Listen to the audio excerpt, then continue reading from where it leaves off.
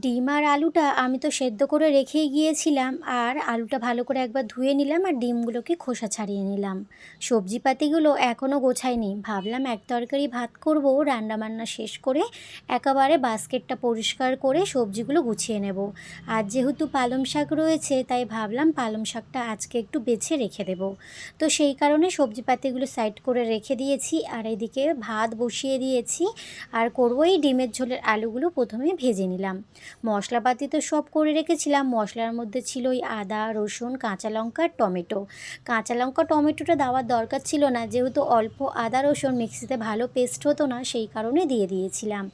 আর করব একটু ডাল সেদ্ধ, যেহেতু পাপানকে খাওয়াবো, ডাল সেদ্ধ হলে একটু খেয়ে নেবে। আলু দিয়ে শুধু দিলে কি বলো তো, ভাতটা খুব শুকনো শুকনো হয়ে যাবে, সেই কারণে একটু ডাল সেদ্ধ বসিয়ে দিলাম।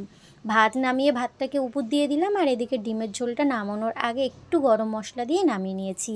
তার আগে তো পাপানকে স্নান করিয়ে ওকে ঘুম পাড়িয়ে দিয়েছি, ও এখনও ঘুমাচ্ছে। আর তার ফাঁকে আমি ভাবলাম আমার সমস্ত কাজগুলো যেন আমি ভালো করে গুছিয়ে নিতে পারি। তো এখানে বাস্কেটটা পরিষ্কার করে আগের দিনের বিনস গাজর ছিল সেগুলোকে গুছিয়ে রাখলাম। আর পালং শাকটা ভালো করে বেছে সেটাকেও রেখে দিলাম। নিয়ে এসেছিলাম একটুখানি কুমড়ো, আর ওই বাকি